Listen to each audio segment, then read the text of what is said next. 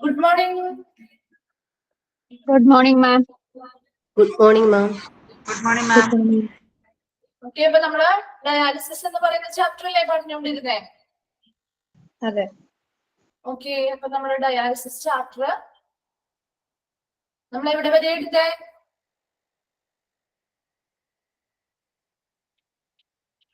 എവിടെ വരെ എടുത്തേ? ഹീമോഡയാലിസിസിലെ വാസ്കുലർ അസസ് കാതറസ് വരെ. വാസ്കുലർ അസസ് കാത്തീറ്റേഴ്സ് വരെ എടുത്തു അല്ലെ. ഹീമോഡയാലിസിസ് എന്താ നമ്മൾ പറഞ്ഞു. ഇപ്പൊ ഹീമോഡയാലിസിസില് 3 അസസ് സൈറ്റുകളാണ് പഠിച്ചത് അല്ലെ. ഫസ്റ്റ് വൺ ആയിരുന്നു AV ഫിസ്റ്റുല, സെക്കൻഡ് വൺ പഠിച്ചത് ഏതാ AV ഗ്രാഫ്റ്റ്, തേർഡ് വൺ ആണ് വാസ്കുലർ അസസ് കാത്തീറ്റർ. 3 എണ്ണമാണ് നമ്മൾ പഠിച്ചത് അല്ലെ.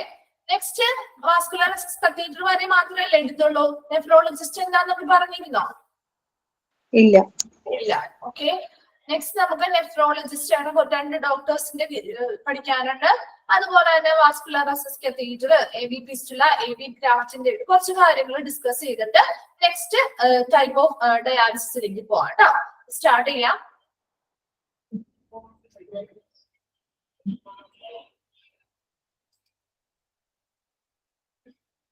ഓക്കെ, അപ്പോ നമ്മള് 3 തരം അസസ് സൈറ്റുകൾ നമ്മൾ പഠിച്ചു. ഇനി നെക്സ്റ്റ് പറയുന്നതാണ് ആരാണ് ഒരു നെഫ്രോളജിസ്റ്റ്. നെഫ്രോളജിസ്റ്റ് എന്ന് പറഞ്ഞ ആരാ? ഡോക്ടർ ആണ് അല്ലെ. എന്തിൽ സ്പെഷ്യലൈസ് ചെയ്തിരിക്കുന്ന ഡോക്ടേഴ്സ് ആണ് നെഫ്രോളജിസ്റ്റ്. ഇതൊന്ന് അണ്ടർലൈൻ ചെയ്ത് വെക്കണം കേട്ടോ, ചോദിക്കാറുണ്ട് ക്വസ്റ്റിന്. Nephrologist a doctor who specializes in kidney problems. കിഡ്നിയുമായി ബന്ധപ്പെട്ട പ്രോബ്ലംസ് അല്ലെങ്കിൽ കിഡ്നി പ്രശ്നങ്ങൾക്ക്, അങ്ങനെയുള്ള അസുഖങ്ങളെ എന്ത് ചെയ്യുന്നു? സ്പെഷ്യലൈസ് ചെയ്തിരിക്കുന്ന, കിഡ്നിയുമായി ബന്ധപ്പെട്ട അസുഖങ്ങള് അല്ലെങ്കിൽ പ്രോബ്ലംസിൽ സ്പെഷ്യലൈസ് ചെയ്തിരിക്കുന്ന ഡോക്ടേഴ്സ് ആണ് ആരെന്ന് പറയുന്നത്? നെഫ്രോളജിസ്റ്റ് എന്ന് പറയുന്നത്. ഒരു നെഫ്രോളജിസ്റ്റ് ഏതാണ് അല്ലെങ്കിൽ ഏ doctor who specialises in kidney problems എന്ന് ചോദിക്കാം. ഏത് ഡോക്ടറാണത്? നെഫ്രോളജിസ്റ്റ് ആണ്. ചോദിക്കാറുണ്ട് ക്വസ്റ്റ്യൻസ് കേട്ടോ. Or an interventional radiologist. Interventional radiologist അടുത്ത ഡോക്ടറുടെ കാര്യമാണ് പറയണത് കേട്ടോ. ഒരെണ്ണം നെഫ്രോളജിസ്റ്റ് നമ്മൾ പറഞ്ഞു. അടുത്തതായി പറയുന്നതാണ് ഇന്റർവെൻഷണൽ റേഡിയോളജിസ്റ്റ്. ഇപ്പൊ ഇന്റർവെൻഷണൽ റേഡിയോളജിസ്റ്റിനെ നമ്മൾ പഠിച്ചിട്ടില്ല, പക്ഷെ ഇന്റർവെൻഷണൽ റേഡിയോളജി നമ്മൾ പഠിച്ചിട്ടുണ്ട് അല്ലെ. ഏത് ചാപ്റ്ററിലാണ് ഇന്റർവെൻഷണൽ റേഡിയോളജി പഠിച്ചത്? ഏത് ചാപ്റ്ററിലാ ഇന്റർവെൻഷണൽ റേഡിയോളജി? ഏത് ചാപ്റ്ററിലാ പഠിച്ചേ? ഓർമ്മയില്ലേ? ഇന്റർവെൻഷണൽ റേഡിയോളജി ഏരിയ എന്നൊക്കെ പറഞ്ഞ് പഠിച്ചത് ഓർമ്മയുണ്ടോ? ആർക്കും ഓർമ്മയില്ല? മെസ്സേജ് ചെയ്തിട്ട് വെരി ഗുഡ്. റേഡിയോളജി ഡിപ്പാർട്ട്മെന്റിൽ നമ്മൾ പഠിച്ചതല്ലേ ഇന്റർവെൻഷണൽ റേഡിയോളജി ഏരിയ. എന്താണ് ഇന്റർവെൻഷണൽ റേഡിയോളജി ഏരിയയില്?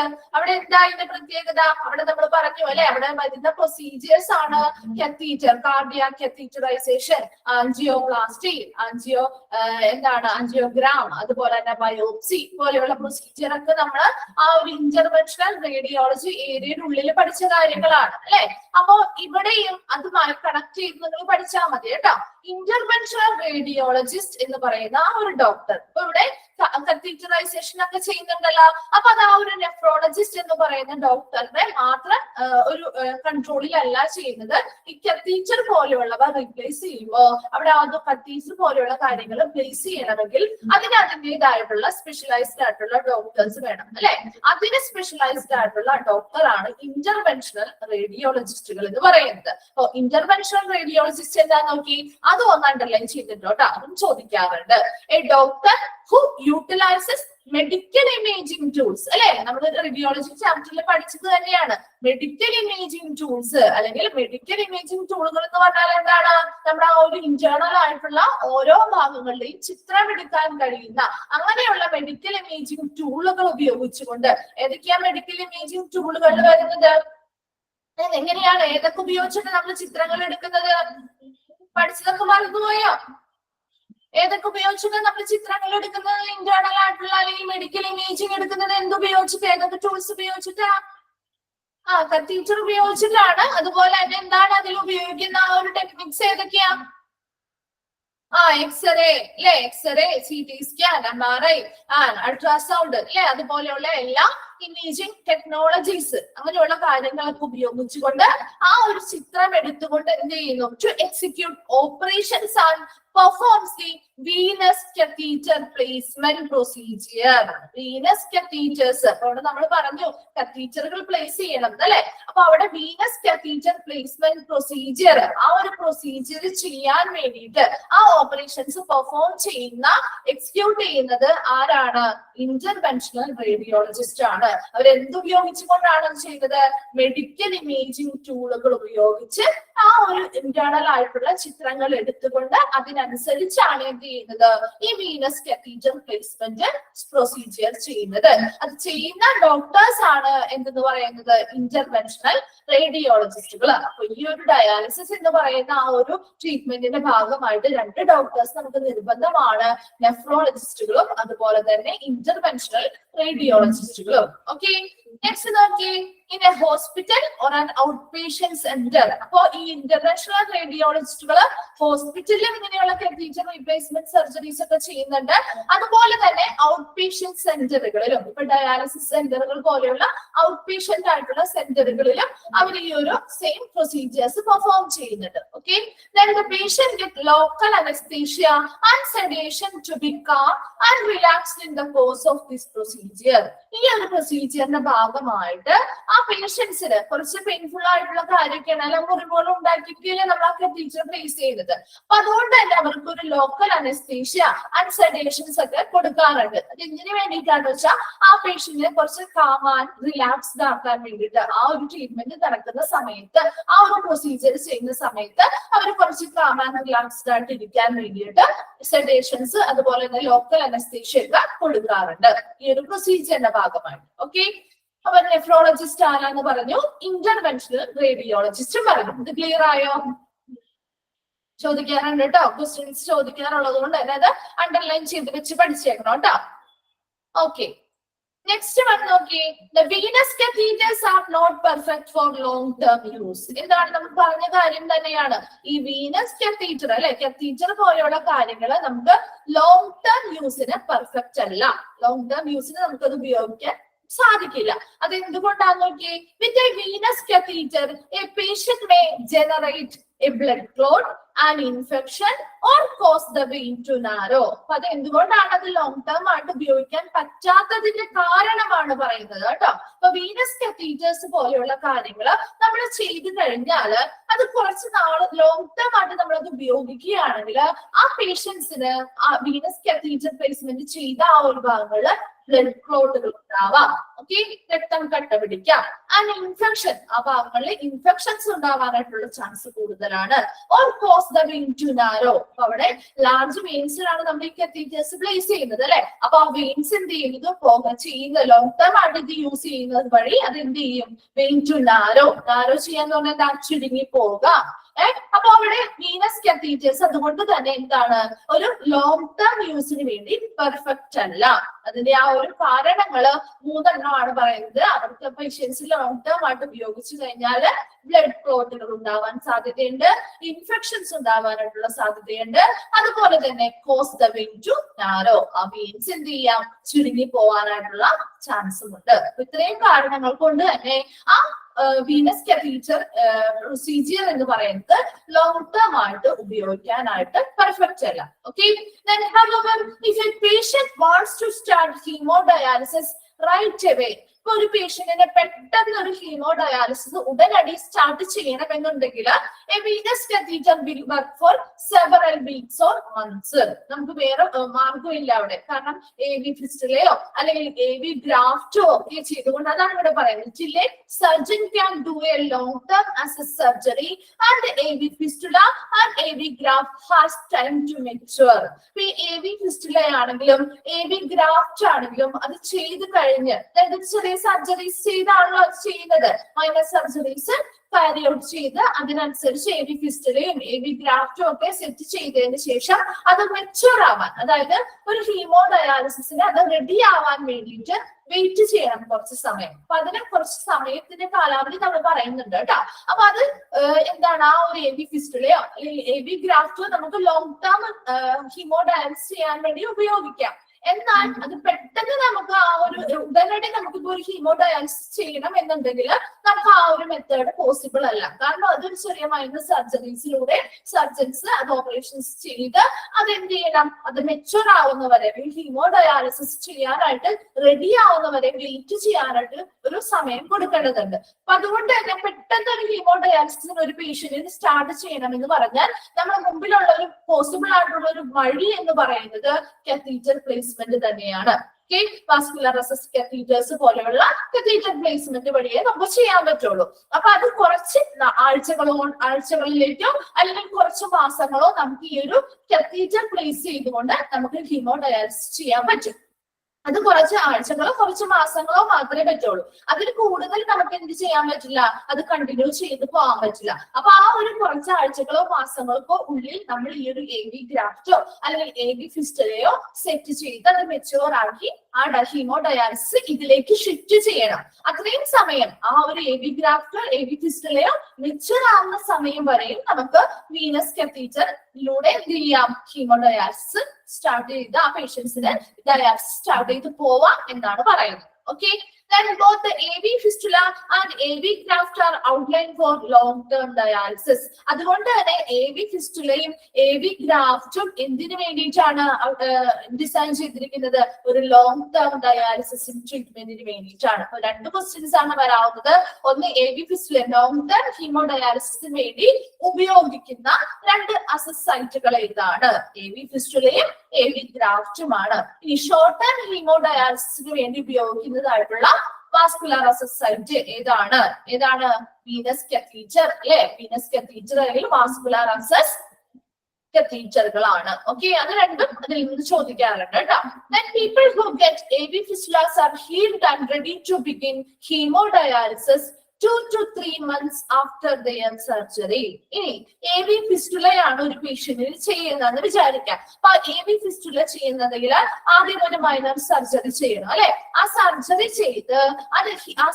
ചെയ്തതിന് ശേഷം ആ ഒരു ഭാഗം ഹീൽ ചെയ്ത് അത് ഉണങ്ങി അത് ആ ഒരു ഹീമോഡയാലിസിന് റെഡി ആയി മെച്ചുവർ ആയി വരാനായിട്ട് 2 to 3 months എടുക്കും.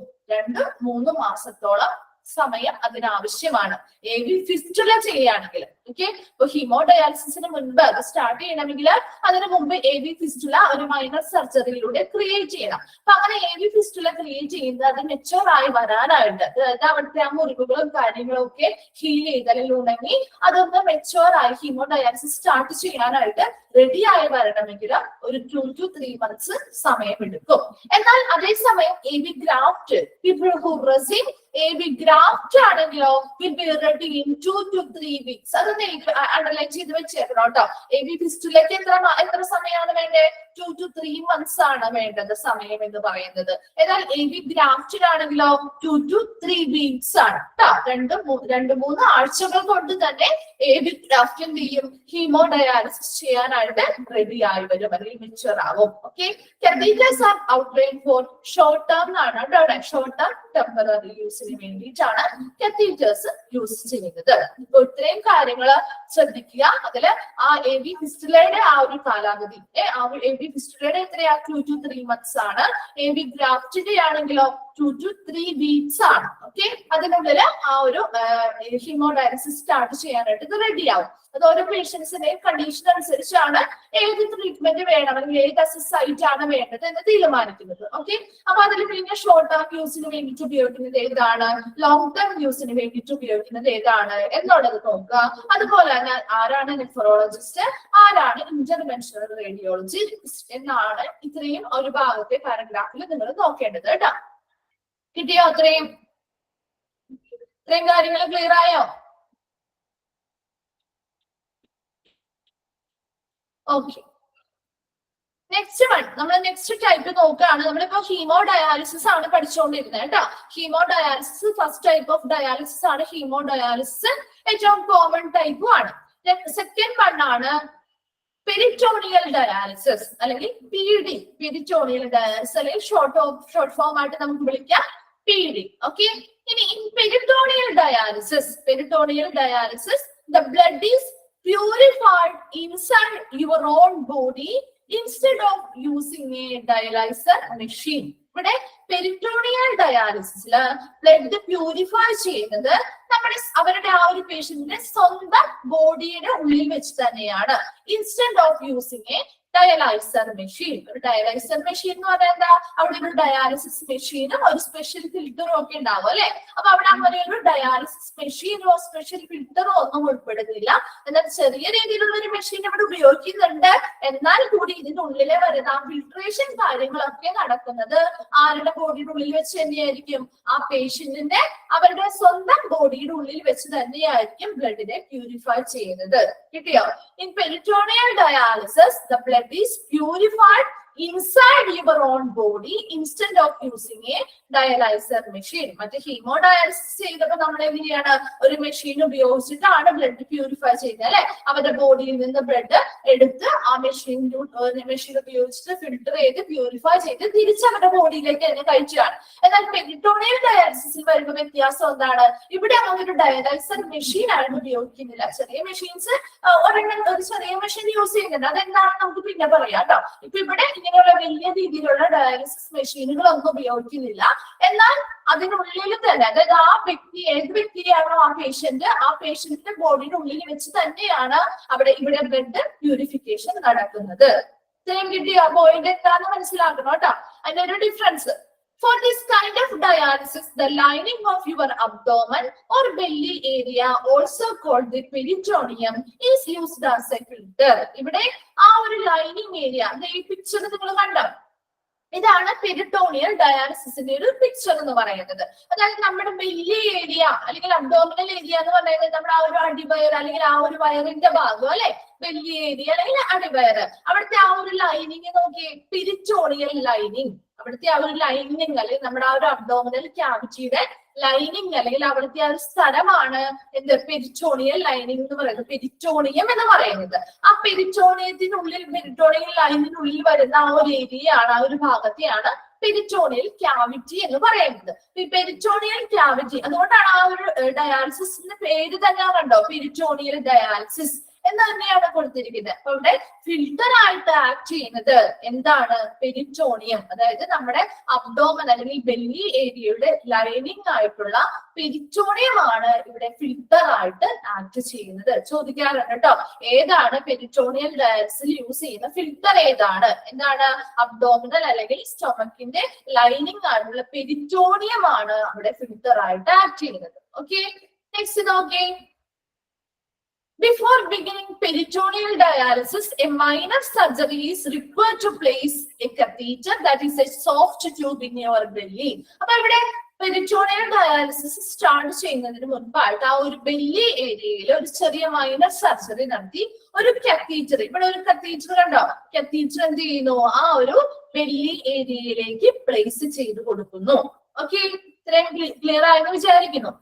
നെക്സ്റ്റ് നോക്കിയേ, in the course of each treatment, ഈ ഓരോ പെരിറ്റോണിയൽ ഡയാലിസിസ് ചെയ്യുന്ന സമയത്തും ആ belly area is little by little filled with dialysate. Dialysate എന്ന് പറയുന്ന ഒരു cleansing fluid made from a mixture of, ആ ഡയലസേറ്റ് എന്തൊക്കെ വെച്ചാൽ മെയ്ഡ് ചെയ്തിരിക്കുന്നത് നോക്കിയേ, mixture of water, salt and other additives. മറ്റ് കെമിക്കൽസും സോൾട്ടും വാട്ടറും ഒക്കെ മിക്സ് ചെയ്തിട്ടുള്ള ഒരു മിക്സ്ചർ ആണ് ഈ ഡയലസേറ്റ് എന്ന് പറയുന്ന ഒരു ഫ്ലൂയിഡ്.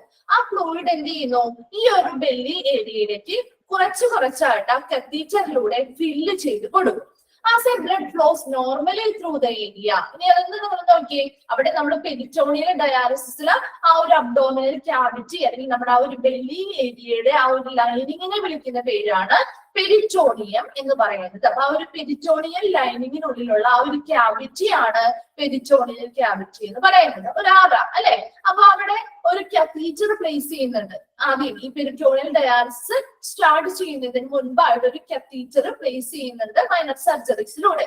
ഈ കത്തീറ്ററിലേക്ക് ഈ ഡയാലിസിസ് സൊല്യൂഷൻ, ആ ഡയാലിസിസ് സൊല്യൂഷൻ ആണ് ഡയലസേറ്റ് എന്ന് പറയുന്നത്. അതിൽ വാട്ടർ, സോൾട്സ്, മറ്റ് കെമിക്കൽസ് അല്ലെങ്കിൽ അഡിറ്റീവ്സ് ഒക്കെ ഉണ്ടാവും. അപ്പൊ ആ ഒരു ഡയാലിസിസ് സൊല്യൂഷൻ, ഈ ഒരു സൊല്യൂഷൻ ഉപയോഗിച്ചുകൊണ്ടാണ് നമ്മളിവിടെ ഡയാലിസിസ് ചെയ്യുന്നത്. അപ്പൊ ഈ ഒരു ഡയാലിസിസ് സൊല്യൂഷൻ എന്ത് ചെയ്യുന്നു, ഈ കത്തീറ്ററിനുള്ളിൽ കൂടെ എന്ത് ചെയ്യുന്നു, കുറച്ചായിട്ട് ആ ഒരു അബ്ഡോമിനൽ ക്യാവിറ്റിയിലേക്ക് ഫില്ല് ചെയ്ത് കൊടുക്കും. കിട്ടിയോ? ആ ഒരു പോകുന്ന ആ ഒരു ഇൻഫ്ലോ കണ്ടോ? ആ ഒരു പിക്ചർ നിങ്ങൾ ക്ലിയർ ആണോ? പിക്ചർ കാണാൻ പറ്റുന്നുണ്ടോ? ഓക്കെ, ശ്രദ്ധിക്കേണ്ട പിക്ചറിലേക്ക്. ഇപ്പൊ നോക്ക, എന്താണ് ആ ഡയാലിസിസ് സൊല്യൂഷനിലൂടെ ആ ഒരു ഇൻഫ്ലോ നടക്കുന്ന കണ്ടോ? ആ ഒരു ഡയാലിസിസ് സൊല്യൂഷൻ ആ ബെല്ലി ഏരിയയിലേക്ക് എന്ത് ചെയ്യുന്നു? ഫില്ല് ചെയ്ത് കൊടുക്കുന്നു. ഇനി ആ ഫില്ല് ചെയ്ത് കൊടുക്കുമ്പോ നമ്മുടെ എല്ലാ ഭാഗങ്ങളിലൂടെയും ബ്ലഡ് വെസൽസ് പോകുന്നുണ്ട് അല്ലെ. അപ്പൊ ഈ ഒരു അബ്ഡോമിനൽ ഏരിയാസിലും ഇങ്ങനെയുള്ള ബ്ലഡ് വെസൽസ് പോകുന്നുണ്ട്. അപ്പൊ ആ ഒരു ബ്ലഡ് വെസൽസ് എന്ത് ചെയ്യും നോക്കിയേ? As blood flows normally through the area, ആ ഒരു ഏരിയയിലൂടെ നോർമൽ ആയിട്ട് ആ ബ്ലഡ് ഫ്ലോ നടക്കുന്നുണ്ട് അല്ലെ. നമ്മൾ ഓരോ ഭാഗങ്ങളിലൂടെയും ബ്ലഡ് ഫ്ലോ നടക്കുന്നുണ്ടല്ലോ. അപ്പൊ ബ്ലഡ് ഇങ്ങനെ ഫ്ലോ ചെയ്ത് ആ ഒരു ഭാഗത്തെ ഏരിയയിലൂടെ പോകുന്നുണ്ട്. ഇനി അങ്ങനെ പോകുന്ന സമയത്ത് the extra fluid and waste products are pulled out of the blood vessels and into the belly area by the dialysate almost like a magnet. ഇവിടെ ഈ ഡയലസേറ്റ് എന്ന് പറയുന്ന ഒരു സൊല്യൂഷൻ എന്തായിട്ടാണ് ആക്ട് ചെയ്യുന്നത്? ഒരു മാഗ്നറ്റ്. മാഗ്നറ്റിന്റെ പ്രത്യേകത എന്താ? മാഗ്നറ്റ് എന്താ ചെയ്യുന്നത്? അട്രാക്ടിങ് അല്ലെ. അതിന്റെ ഓപ്പോസിറ്റ് ആയിട്ടുള്ളവയെ അട്രാക്ട് ചെയ്ത് അതിലേക്ക് എന്ത് ചെയ്യുന്നു? അധികരിക്കുകയാണ് ചെയ്യുന്നത്, അല്ലെങ്കിൽ അട്രാക്ട് ചെയ്യാണ് ചെയ്യുന്നത് അല്ലെ. അതുപോലെ തന്നെ മാഗ്നറ്റ് പോലെ ഇവിടെ എന്താണ് ആക്ട് ചെയ്യുന്നത്? ആ ഒരു ഡയാലിസിസ് സൊല്യൂഷൻ ആക്ട് ചെയ്യുന്നു. അതെന്ത് ചെയ്യുന്നു? ആ ബെല്ലി ഏരിയയിലേക്ക് പോകുന്ന ബ്ലഡ് വെസൽസിനുള്ളിലുള്ള എല്ലാ എക്സ്ട്രാ ഫ്ലൂയിഡ്സിനെയും വേസ്റ്റ് പ്രൊഡക്ട്സിനെയൊക്കെ pulled out of the blood. എന്താണ് പുൾഡ് ഔട്ട് ചെയ്യാന്ന് പറഞ്ഞാൽ? വലിച്ചെടുക്കുന്നു. ബ്ലഡ് വെസൽസിൽ നിന്നും ഈ ഒരു ബെല്ലി ഏരിയയിലേക്ക് വലിച്ചെടുക്കുകയാണ് ഈ ഡയാലിസേറ്റ് എന്ന് പറയുന്ന സൊല്യൂഷൻ ചെയ്യുന്നത്. അപ്പൊ അങ്ങനെ ആ ഡയാലിസേറ്റ് സൊല്യൂഷൻ ഒരു മാഗ്നറ്റ് പോലെ ആക്ട് ചെയ്തുകൊണ്ട് ആ ഏരിയയിലൂടെ പോകുന്ന ബ്ലഡ് വെസൽസിൽ നിന്നും എക്സ്ട്രാ ഫ്ലൂയിഡ്സും വേസ്റ്റസും ഒക്കെ ഉണ്ടെങ്കിൽ അതിനെ പുൾഡ് ഔട്ട് ചെയ്യുന്നു, അല്ലെങ്കിൽ വലിച്ചെടുത്തുകൊണ്ട് ഈ ബെല്ലി ഏരിയയിലുള്ള ഡയാലിസിസ് സൊല്യൂഷനിലേക്ക് എത്തിക്കുന്നു. ഇത്രയും കിട്ടിയോ? ഓക്കെ, ഇത്രയും ക്ലിയർ ആയോ? ആ ഡയാലിസിസ് സൊല്യൂഷൻ അല്ലെങ്കിൽ ആ ഒരു ഡയാലിസിസിന് വേണ്ടി ഉപയോഗിക്കുന്ന ആ സൊല്യൂഷൻ ഇത് ഫുൾ ഏരിയ എന്ത് ചെയ്യും? ഫില്ല് ചെയ്ത് കുറച്ചായിട്ട് ലിറ്റിൽ ബൈ ലിറ്റിൽ ആയിട്ട് ഈ കത്തീറ്റർ വെച്ചുകൊണ്ട് എന്ത് ചെയ്യുന്നു? ഫില്ല് ചെയ്യുന്നു. ആ വഴി പോകുന്ന എല്ലാ ബ്ലഡ് വെസൽസിൽ നിന്നും എന്ത് ചെയ്യുന്നു? എന്താണ് അതെന്താന്ന് വെച്ച് കഴിഞ്ഞാല് അവിടെ എന്താ ചെയ്യുന്നത്? അവിടെ ആ ഒരു ലൈനിങ് ഏരിയയിൽ പുറത്തേക്ക് പോകുന്ന ആ ബ്ലഡ് വെസൽസിൽ നിന്നൊക്കെ എന്ത് ചെയ്യുന്നു? വേസ്റ്റസും എക്സ്ട്രാ ഫ്ലൂയിഡ്സും എന്ത് ചെയ്യുന്നു? ആ ഒരു ഡയാലിസിസ് സൊല്യൂഷനിലേക്ക് പുൾഡ് ഔട്ട് ചെയ്യുന്നു, അല്ലെങ്കിൽ വലിച്ചെടുക്കുന്നു. അപ്പൊ ആ ഒരു ഡയാലിസിസ് സൊല്യൂഷൻ ഇങ്ങനെയുള്ള പ്രൊസീജിയർ ചെയ്ത് കഴിയുമ്പോൾ അത് കുറച്ച് മണിക്കൂറുകൾ എടുക്കുന്ന പ്രോസസ് ആണ് കേട്ടോ. പെട്ടെന്ന് അങ്ങോട്ട് അങ്ങനെ വലിച്ചെടുക്കാനോ കാര്യങ്ങളോ പറ്റില്ല. അതെന്ത് ചെയ്യുന്നു? കുറച്ച് സമയം എടുത്തുകൊണ്ട് ചെയ്യുന്ന ഒരു പ്രോസസ് ആണ്. നോക്കിയേ, the extra fluid and waste products are pulled out of the blood vessels and into the belly area by the dialysate, almost like a എന്താണ്? ഒരു മാഗ്നറ്റ് പോലെ ആക്ട് ചെയ്യുന്നു. After a few hours, കുറച്ച് മണിക്കൂറുകൾക്ക് ശേഷം the fluid mixture is emptied out. Emptied out എന്ന് പറഞ്ഞാൽ എന്താ? അത് പൂർണ്ണമായിട്ടും അവിടെ നിന്ന് എന്ത് ചെയ്യുന്നു? പുറന്തള്ളപ്പെടുന്നു, അല്ലെങ്കിൽ അവിടെ എംപ്റ്റി ചെയ്യുന്നു, അവിടെ കാലിയാക്കുന്നു. ആ ഒരു ബെല്ലി ഏരിയയിൽ ഇപ്പൊ ഡയാലിസിസ് ഫ്ലൂയിഡ് ഫില്ല് ചെയ്തിരിക്കുകയായിരിക്കുമല്ലോ. അപ്പൊ ആ ഫ്ലൂയിഡ് ഇങ്ങനെ മാഗ്നറ്റ് പോലെ ആക്ട് ചെയ്ത് ഇങ്ങനെയുള്ള വേസ്റ്റസിനെയും എന്താണ് എക്സ്ട്രാ ഫ്ലൂയിഡ്സിനെയൊക്കെ ഈ ഒരു സൊല്യൂഷനിലേക്ക് എത്തിച്ചിട്ടുണ്ട്. അപ്പൊ ഇതിനെന്ത് ചെയ്യണം? തിരിച്ചു പുറത്തേക്ക് ആ ബെല്ലി ഏരിയയിൽ നിന്ന് കളയണം, വേണ്ടേ? അതാണ് ചെയ്യുന്നത് എംപ്റ്റീഡ് ഔട്ട് എന്ന് പറയുന്നത്. പൂർണ്ണമായിട്ടും അവിടെ നിന്ന് എന്ത് ചെയ്യുന്നു? എംപ്റ്റി ചെയ്ത് അല്ലെങ്കിൽ കാലിയാക്കി പുറന്തള്ളപ്പെടുന്നു. Then from your belly using the same catheter, ആ സെയിം catheter തന്നെ ഉപയോഗിച്ചിട്ട് നോക്കിയുടെ ആ ഒരു ഔട്ട്ഫ്ലോ കാണിച്ചിരിക്കുന്നതുണ്ടോ? ഔട്ട്ഫ്ലോ ആ ഒരു സെയിം catheter, അതായത് ഈ ഒരു ബെല്ലി ഏരിയയില് കുറച്ച് മണിക്കൂറുകൾ ഇങ്ങനെയുള്ള ആ ഡയാലിസിസ് സൊല്യൂഷൻ കിടക്കുകയും അവിടെ നിന്ന് അത് മാഗ്നറ്റ് പോലെ ആക്ട് ചെയ്തുകൊണ്ട് ആ വഴി പോകുന്ന ബ്ലഡ് വെസൽസിൽ നിന്നുള്ള എല്ലാ എക്സ്ട്രാ ഫ്ലൂയിഡ്സിനെയും വേസ്റ്റസിനെയൊക്കെ വലിച്ചെടുത്തുകൊണ്ട് എന്ത് ചെയ്യുന്നു? അപ്പൊ ആ ഒരു ഡയാലിസിസ് ഫ്ലൂയിഡ് എന്ന് പറയുന്നത് എങ്ങനെയായി? അതില് വേസ്റ്റും അതുപോലെ എക്സ്ട്രാ ഫ്ലൂയിഡ്സും ഒക്കെ ഉള്ള മിക്സ് ആയി അല്ലെ. അങ്ങനെ മിക്സ് ആയി കഴിഞ്ഞ് കുറച്ച് മണിക്കൂറുകൾ ഈ ഒരു ഡയാലിസിസ് ഫ്ലൂയിഡ് അവരുടെ ആ ഒരു ബെല്ലി ഏരിയയിൽ തന്നെ കിടക്കും. കുറച്ച് മണിക്കൂറുകൾക്ക് ശേഷം അത് എന്ത് ചെയ്യുന്നുണ്ട്? ആ സെയിം കത്തീറ്ററിലൂടെ തന്നെ അത് എന്ത് ചെയ്യുന്നു? പുറത്തേക്ക് പുറന്തള്ളപ്പെടുന്നു. അങ്ങനെ ആ സെയിം കത്തീറ്ററിലൂടെ അത് നമ്മൾ എന്ത് ചെയ്യുന്നു? അത് വലിച്ചെടുക്കുകയാണ്, പുറത്തേക്ക് വലിച്ചെടുക്കുകയാണ്. അതിനുവേണ്ടി ആ സെയിം ബാഗ് തന്നെയാണ് നമ്മൾ ഉപയോഗിക്കുന്നത്. ഡയാലിസിസ് സൊല്യൂഷൻ കയറ്റിയ ആ സെയിം ബാഗ് തന്നെ ഉപയോഗിച്ചുകൊണ്ട് സെയിം കത്തീറ്ററും ഉപയോഗിച്ചുകൊണ്ട് അതെന്ത് ചെയ്യുന്നു? ആ ബെല്ലി ഏരിയയിലുള്ള ആ ഡയാലിസിസ് സൊല്യൂഷൻ പുറത്തേക്ക് എടുക്കുന്നു. ഓക്കെ, അതാണ് ഇവിടെ പറയുന്നത്. After A few hours the fluid mixture is emptied out from your belly using the same catheter. Same catheter ആണ് ഉപയോഗിച്ചാണ് പുറത്തേക്ക് എടുക്കുന്നത്. And the bag, same catheter, same bag തന്നെ ഉപയോഗിക്കുന്നു. That was used at the beginning of the treatment. ആ ട്രീറ്റ്മെന്റിന്റെ ബിഗിനിങ്ങിൽ തുടങ്ങുന്ന സമയത്ത് ഏത് catheterഉം ഏത് ബാഗ് ആണോ യൂസ് ചെയ്തത് സെയിം അത് തന്നെ ഉപയോഗിച്ചുകൊണ്ട് നമ്മൾ ഇതിലുള്ള ഫ്ലൂയിഡ്സിനെ എന്ത് ചെയ്യുന്നു, emptied out ചെയ്യുന്നു. പുറത്തേക്ക് പൂർണ്ണമായിട്ടും ഒന്നും അതിനുള്ളിൽ അവശേഷിക്കാത്ത രീതിയിൽ പൂർണ്ണമായിട്ടും ആ സൊല്യൂഷൻസിനെ അതിനുള്ളിൽ നിന്ന് മാറ്റുന്നു. Then peritoneal dialysis can be done almost anywhere. നമുക്ക് ഈ ഒരു പെരിറ്റോണിയൽ ഡയാലിസിസിന്റെ ഒരു പ്രത്യേകത എന്ന് പറയുന്നത് അത് നമുക്ക് ഓൾമോസ്റ്റ് എല്ലായിടത്തും നമുക്ക് ഈ ഒരു ഡയാലിസിസ് ചെയ്യാൻ പറ്റും.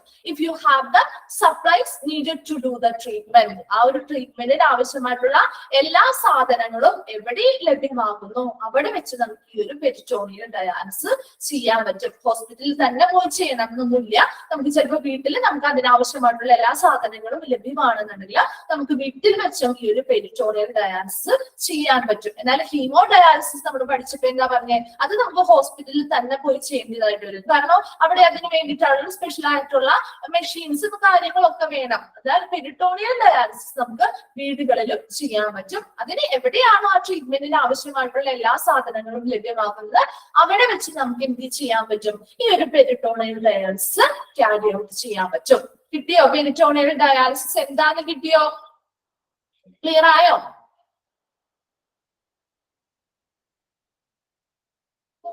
പെരിറ്റോണിയൽ ഡയാലിസിസ് ക്ലിയർ ആയോ? ഓക്കെ.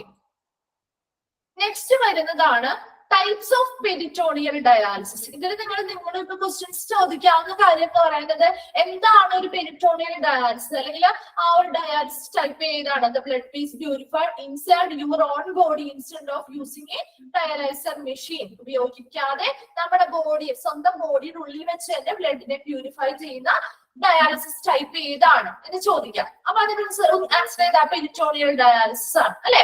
അതുപോലെ തന്നെ പെരിറ്റോണിയൽ ഡയാലിസിസിൽ ഉപയോഗിക്കുന്ന ഫിൽട്ടർ ഏതാണ്? അതെന്താ? പെരിറ്റോണിയം എന്ന് പറയുന്ന ഒരു ഫിൽട്ടർ ആണ് ഉപയോഗിക്കുന്നത് എന്ന രീതിയിലുള്ള ക്വസ്റ്റ്യൻസ് ആണ് കേട്ടോ വരുന്നത്. അപ്പൊ നിങ്ങൾ അതിനനുസരിച്ചുള്ള രീതിയിലൊന്ന് മനസ്സിലാക്കി വെച്ച് പഠിച്ചാൽ മതി. ഓക്കെ. നെക്സ്റ്റ് വന്ന് നോക്കിയേ, ടൈപ്സ് ഓഫ് പെരിറ്റോണിയൽ ഡയാലിസിസ്. ഈ ടൈപ്സില് അതിന്റെ ആ ഒരു ഫുൾ ഫോമും ആൻഡ് എക്സ്പാൻഡഡ് ഫോമും അതുപോലെ തന്നെ ഷോർട്ട് ഫോംസും ഇമ്പോർട്ടന്റ് ആണ് കേട്ടോ. അപ്പൊ നോക്കിയേ, ഫസ്റ്റ് വൺ, അതായത് 3 ടൈപ്പ് ഓഫ് പെരിറ്റോണിയൽ ഡയാലിസിസ് ആണ് പഠിക്കാനുള്ളത്. ജസ്റ്റ് ഓരോ പോയിന്റ് വീതം പഠിക്കാനുള്ളൂ കേട്ടോ. നോക്കിയേ, first one continuous ambulatory peritoneal dialysis അല്ലെങ്കിൽ CAPD. Continuous ambulatory peritoneal dialysis അല്ലെങ്കിൽ CAPD എന്ന് പറയുന്നു. ഈ CAPD എന്ന് പറയുന്നതിന്റെ എക്സ്പാൻഡഡ് ഫോം ഏതാണെന്ന് ചോദിക്കാറുണ്ട്. അതുപോലെ തന്നെ നെക്സ്റ്റ് വരുന്നതാണ് CCPD. അതിന്റെ എക്സ്പാൻഡഡ് ഫോം ഏതാണെന്ന് ചോദിക്കാറുണ്ട്. IPD അതിന്റെ എക്സ്പാൻഡഡ് ഫോംസ് ഏതാണെന്ന് ചോദിക്കാറുണ്ട്. അതുപോലെ ഇതിൽ നിന്ന് ചോദിക്കാവുന്ന ഒരു ക്വസ്റ്റ്യൻ ആണ്, ഈ പെരിറ്റോണിയൽ ഡയാലിസിസിൽ ഉൾപ്പെടുന്ന ഏതൊക്കെ ടൈപ്പാണ് പെരിറ്റോണിയൽ ഡയാലിസിസിൽ ഉൾപ്പെടുന്നത്? ഇതിനാ 3ന്റെയും പേരുകൾ നിങ്ങൾ കാണാതെ ഇന്ന് പഠിച്ചു വെച്ചേക്കണം. ഓക്കെ. ആ CAPD, CCPD എന്താണ്, IPD എന്താണ് പഠിക്കുമ്പോൾ തന്നെ ഓട്ടോമാറ്റിക്കലി നമ്മളത് പഠിക്കാനുള്ള 3 ടൈപ്പും. അപ്പൊ അതിന്റെ ആ പേരുകൾ, അതായത് ചിലപ്പോൾ ഓപ്ഷൻസിൽ വ്യത്യാസമൊക്കെ വരുത്തി തരും. അപ്പൊ അതിൽ കറക്റ്റ് ആയിട്ടുള്ള പെരിറ്റോണിയൽ ഡയാലിസിസിന്റെ ടൈപ്പ് ഏതാണെന്ന് ചൂസ് ചെയ്യാനായിട്ട് ക്വസ്റ്റ്യൻസ് ചോദിക്കാറുണ്ട് കേട്ടോ. ഫസ്റ്റ് വൺ നോക്കിയേ, കണ്ടിന്യൂവസ് ആംബുലേറ്ററി പെരിറ്റോണിയൽ ഡയാലിസിസ് ആണ് CAPD. Okay. Does not need a machine. ഇവിടെ CAPD-യിൽ ഇവിടെ ഒരു മെഷീൻ ആവശ്യമില്ല. അപ്പൊ മെഷീൻസ് ചില രീതിയിൽ ഒരു മെഷീൻ വരുന്നുണ്ട്. അത് നെക്സ്റ്റ് ഘട്ടത്തിലുമാണ് വരുന്നത് കേട്ടോ. ആദ്യത്തെ കണ്ടിന്യൂവസ് ആംബുലേറ്ററി പെരിറ്റോണിയൽ ഡയാലിസിസ് എന്ന് പറയുന്ന ആ ആദ്യത്തെ ടൈപ്പില് എന്താണ്? Does not need a machine. ഇവിടെ ഒരു മെഷീൻ ഡയാലിസിസ് ചെയ്യാനായിട്ട് ഒരു മെഷീൻ ആവശ്യമില്ല. Exchanges can be done 3 to 5 times a day during waking hours. ഇവിടെ ആ ഒരു പെരിറ്റോണിയൽ ഡയാലിസിസിന്റെ പ്രൊസീജിയർ പറഞ്ഞില്ലേ, അത് തന്നെയാണ് സെയിം ആയിട്ട് ഇവിടെ നടക്കുന്നത്. ആ പ്രൊസീജിയറിന് വ്യത്യാസം വരുന്നില്ല കേട്ടോ. അവിടെ ഒരു മെഷീൻ ആവശ്യം വരുന്നില്ല. ആ നമ്മൾ പെരിറ്റോണിയൽ ഡയാലിസിസിൽ പറഞ്ഞ സെയിം പ്രൊസീജിയർ തന്നെയാണ് ക്യാരി ഔട്ട് ചെയ്യുന്നത്. എന്നാൽ ഇവിടെ exchanges can be done 3 to 5 times a day. ഒരു ദിവസത്തിൽ ആ ഒരു എക്സ്ചേഞ്ച്, അതായത് ഡയാലിസിസ് ഫ്ലൂയിഡ് ഫില്ല് ചെയ്യുന്നു, അവിടെ നിന്ന് എക്സ്ട്രാ ഫ്ലൂയിഡ്സും അത് വേസ്റ്റസും ഒക്കെ വന്നു കഴിയുമ്പോൾ ആ ഫ്ലൂയിഡ് എന്ത് ചെയ്യുന്നുണ്ട്, നമ്മൾ തിരിച്ച് ഫുൾ എംപ്റ്റിഫൈ ചെയ്ത് പുറത്തേക്ക് പുറത്തേക്ക് എടുക്കുന്നുണ്ട് അല്ലെ ആ ഫ്ലൂയിഡ്. അതുപോലുള്ള ആ ഒരു എക്സ്ചേഞ്ച് എന്ത് ചെയ്യുന്നുണ്ട്, ഒരു ദിവസം തന്നെ 3 or 5 പ്രാവശ്യം റിപ്പീറ്റ് ചെയ്യുന്നുണ്ട്, അല്ലെങ്കിൽ 3 or 5 പ്രാവശ്യം എന്ത് ചെയ്യുന്നുണ്ട്, ആ സെയിം പ്രോസസ്സ് തന്നെ ഒന്നുകൂടി ചെയ്ത് ആ ഒരു എക്സ്ചേഞ്ച് നടക്കുന്നുണ്ട്. എന്നാൽ മാത്രമേ ആ ബോഡിയിൽ ഉണ്ടാവുന്ന ഫുൾ വേസ്റ്റസിനെ റിമൂവ് ചെയ്യാനായിട്ട് പറ്റുള്ളൂ. അതിന് വേണ്ടിയിട്ട് ഒരു ദിവസത്തിൽ ചിലപ്പോ 3 മുതൽ 5 പ്രാവശ്യം വരെയും ഈ ഒരു സെയിം പ്രൊസീജിയർ ചെയ്യേണ്ടതായിട്ട് വരുന്നുണ്ട്. During waking hours. Waking hours എന്ന് പറഞ്ഞാൽ എന്താ, നമ്മൾ ഉണർന്നിരിക്കുന്ന ആ ഒരു സമയത്ത്, പേഷ്യന്റ് ഉണർന്നിരിക്കുന്ന സമയത്ത് നമ്മുടെ അവരുടെ സ്ലീപ്പ് ചെയ്യുന്ന അല്ലെങ്കിൽ ഉറങ്ങുന്നതിന് മുൻപ് വരെ നമുക്ക് ആ ഒരു എന്താണ് ഈ ഒരു സെയിം പ്രൊസീജിയർ ചെയ്യാൻ പറ്റും. അതാണ് കണ്ടിന്യൂസ് ആംബുലേറ്ററി പെരിറ്റോണിയൽ ഡയാലിസിസ് അല്ലെങ്കിൽ CAPD. ഇവിടെ ഒരു മെഷീൻ ആവശ്യമായിട്ട് വരുന്നില്ല. രണ്ടാമതായിട്ട് പറയുന്നത് എന്താ, ഇവിടെ ആ ഒരു പെരിറ്റോണിയൽ ഡയാലിസിസ് നമ്മൾ പഠിച്ച എല്ലാ പ്രൊസീജിയേഴ്സും ഇവിടെയും സെയിം തന്നെയാണ്. എന്നാൽ ഇവിടെ വരുന്ന ഒരു പ്രത്യേകത എന്ന് പറയുന്നത്, ഒരു ദിവസം ഈ സെയിം എക്സ്ചേഞ്ച് പ്രൊസീജിയർ ചിലപ്പോ 3 മുതൽ 5 പ്രാവശ്യം വരെയും ചെയ്യേണ്ടതായിട്ട് വരാം. ഡ്യൂറിങ് വേക്കിംഗ് അവേഴ്സ്, നമ്മൾ ഉണർന്നിരിക്കുന്ന സമയത്താണ്, പേഷ്യൻസ് ഉണർന്നിരിക്കുന്ന ആ ഒരു സമയത്താണ് ഈ കണ്ടിന്യൂസ് ആംബുലേറ്ററി പെരിറ്റോണിയൽ ഡയാലിസിസ് ചെയ്യുന്നത്. ഓക്കെ, നെക്സ്റ്റ് ടൈപ്പ് നോക്കിയേ, continuous cyclic peritoneal dialysis. Continuous cyclic peritoneal dialysis CCPD. ഇവിടെ needs the use of A particular dialysis machine. ഇവിടെ ഒരു ഡയാലിസിസ് മെഷീൻ യൂസ് ചെയ്യുന്നുണ്ട്. എന്നാൽ that can be used at home. ഇവിടെ നിന്ന് നമുക്ക് എവിടെ യൂസ് ചെയ്യാം, വീട്ടിൽ ഉപയോഗിക്കാൻ പറ്റുന്ന ഒരു ഡയാലിസിസ് മെഷീൻ, ഒരു പർട്ടിക്കുലർ ഡയാലിസിസ്, പ്രത്യേക തരം ഡയാലിസിസ് മെഷീൻ നമ്മൾ ഇവിടെ ഉപയോഗിക്കുന്നുണ്ട്. ഏതിലാണ്, continuous cyclic peritoneal dialysis. Okay, this type of dialysis is performed automatically when the patient is sleeping. ഇവിടെ ഈ ഒരു particular type of dialysis നമുക്ക് എങ്ങനെ പെർഫോം ചെയ്യാം, വീടുകളിൽ ചെയ്യാം, അതുപോലെ വീട്ടിൽ ചെയ്യാൻ പറ്റും.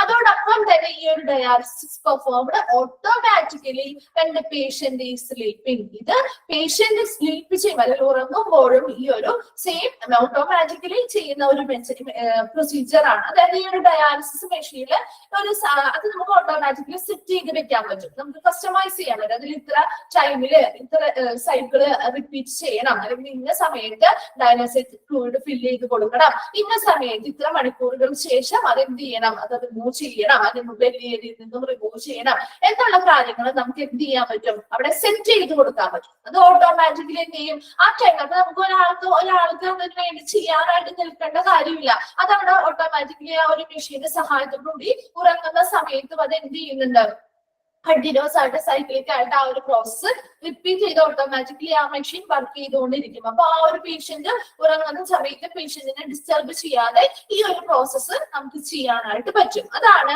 കണ്ടിന്യൂസ് സൈക്ലിക് പെരിറ്റോണിയൽ ഡയാലിസിസ് പറയുന്നത്. എന്നാൽ CAPD-യിൽ നമ്മൾ ആ ഒരു ഉണർന്നിരിക്കുന്ന സമയത്താണ് ആ ഒരു പ്രൊസീജിയർ ചെയ്യുന്നത് എന്ന് പറയുന്നത്. കണ്ടിന്യൂസ് സൈക്ലിക് പെരിറ്റോണിയൽ ഡയാലിസിസിൽ അവിടെ വരുന്നത് നമുക്കൊരു ഡയാലിസിസ് മെഷീന്റെ സഹായത്തോട് കൂടിയിട്ട് നമുക്ക് എന്ത് ചെയ്യാം, ഓട്ടോമാറ്റിക്കലി ഈ ഒരു ഡയാലിസിസ് പെർഫോം ചെയ്യാം. അതിന് വേണ്ടിയിട്ട് പേഷ്യൻസ് ഉറങ്ങുന്ന സമയത്ത്, സ്ലീപ്പ് ചെയ്യുന്ന സമയത്തും നമുക്ക് ഈ ഒരു സെയിം പ്രൊസീജിയർ ചെയ്യാവുന്നതാണ്. ആ ഒരു മെഷീനിൽ നമ്മൾ ആ ഒരു സമയവും കാര്യങ്ങളൊക്കെ സെറ്റ് ചെയ്ത് കൊടുത്തുകൊണ്ട് നമുക്ക് ഓട്ടോമാറ്റിക്കലി ഈ ഒരു ഡയാലിസിസ് മെഷീൻസ് പെർഫോം ചെയ്യാൻ പറ്റും. വീടുകളിൽ നമുക്ക് ഇത് ചെയ്യാൻ പറ്റും. ഓക്കെ, സെക്കൻഡ് വൺ അതാണ്. തേർഡ് വൺ നോക്കിയേ, ഇന്റർമിറ്റന്റ് പെരിറ്റോണിയൽ ഡയാലിസിസ് അല്ലെങ്കിൽ IPD.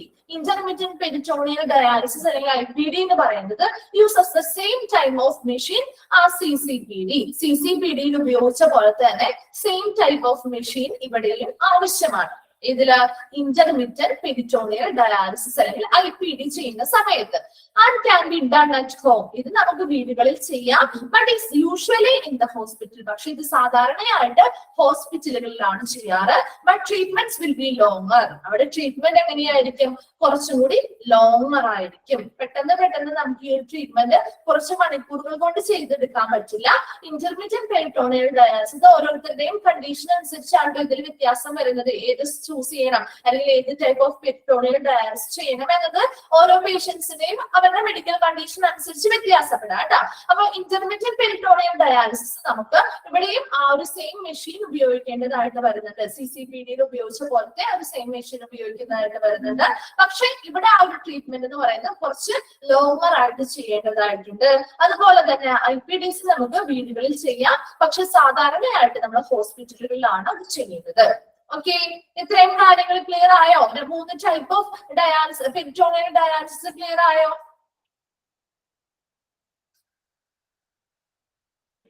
ഓക്കെ, next one നോക്കി. The supplies and equipment needed, duration of each treatment and number of treatments per day will differ depending on the type of PD you are using and your medical condition. അപ്പൊ ഇവിടെ ആ ഒരു ഏതൊക്കെ equipments ആണ് ആ ഒരു dialysis, peritoneal dialysis ചെയ്യാൻ വേണ്ടിയിട്ട് എന്തൊക്കെ എക്യുപ്മെന്റുകൾ വേണം, എന്തൊക്കെ സപ്ലൈസ് അല്ലെങ്കിൽ എന്തൊക്കെ സാധനങ്ങൾ വേണം, അതുപോലെ എത്ര സമയം ആ ഒരു ട്രീറ്റ്മെന്റിന്റെ ഡ്യൂറേഷൻ എത്ര സമയമാണ്, അല്ലെങ്കിൽ അത് എത്ര സമയം നമ്മൾ അത് നീണ്ടുനിന്ന് ചെയ്യേണ്ടതായിട്ട് വരും എന്ന കാര്യങ്ങള്, അതുപോലെ തന്നെ എത്ര നമ്പർ ഓഫ് ട്രീറ്റ്മെന്റ് ഇവർ ഈ ഒരു സെയിം പ്രൊസീജിയർ എത്ര പ്രാവശ്യം എടുക്കേണ്ടതായിട്ട് വരും എന്നുള്ള കാര്യങ്ങളൊക്കെ വ്യത്യസ്തമായിരിക്കും അല്ലെ. അത് differing on the PD you are using and your medical condition. ആ ഒരു പേഷ്യന്റിന്റെ മെഡിക്കൽ കണ്ടീഷൻ, അവരുടെ ആ ഒരു രോഗാവസ്ഥ അനുസരിച്ച് ഏത് ടൈപ്പ് ആണോ PD ചൂസ് ചെയ്യുന്നത് അതിനനുസരിച്ചായിരിക്കും ഇതിൽ ഓരോ സാധനങ്ങളും വ്യത്യാസപ്പെടും അല്ലെ. അതിൽ ഉപയോഗിക്കേണ്ടത് ഇപ്പൊ ഏത് ടൈപ്പ് ആണ് PD യൂസ് ചെയ്യേണ്ടത് അല്ലെങ്കിൽ ഏത് ടൈപ്പ് ആണ് ചെയ്യേണ്ടത് എന്നുള്ളത് ആ മെഡിക്കൽ കണ്ടീഷൻ അനുസരിച്ച്, പേഷ്യന്റിന്റെ മെഡിക്കൽ കണ്ടീഷൻ അനുസരിച്ചാണ് തീരുമാനിക്കുന്നത്. അപ്പൊ പേഷ്യന്റിന്റെ മെഡിക്കൽ കണ്ടീഷൻ അനുസരിച്ച് ഏത് ടൈപ്പ് PD വേണം അല്ലെങ്കിൽ പെരിറ്റോണിയൽ ഡയാലിസിസ് ഏത് ടൈപ്പ് ആണ് ചെയ്യേണ്ടതെന്ന് തീരുമാനിച്ച് അതിനനുസരിച്ചാണ് എത്ര പ്രാവശ്യം ഇത് ചെയ്യണം, എന്തൊക്കെ സാധനങ്ങൾ അല്ലെങ്കിൽ എന്തൊക്കെ എക്യുപ്മെന്റ്സ് ആണ് ഇതിന് വേണ്ടത് എന്നുള്ള കാര്യങ്ങളൊക്കെ തീരുമാനിക്കുന്നത്. ഓരോ പേഷ്യൻസിനും ഓരോ രീതിയിലും ഇത് വ്യത്യസ്തപ്പെട്ടിരിക്കും. Okay, normally this process takes a few hours and is required to be repeated 4 to 6 times per day. ഇത് നോർമലി എന്താണ്, കുറച്ച് മണിക്കൂറുകൾ കൊണ്ട് തന്നെ നമുക്ക് ഈ ഒരു പ്രോസസ് ചെയ്തെടുക്കാൻ പറ്റും. പക്ഷെ is required to be repeat ചെയ്യണം 4 to 6 times per day. ഒരു ദിവസം തന്നെ കുറച്ച് മണിക്കൂർ മതി ഇതൊരു പ്രാവശ്യം ആ ഒരു പ്രൊസീജിയർ ചെയ്യാൻ വേണ്ടിയിട്ട്.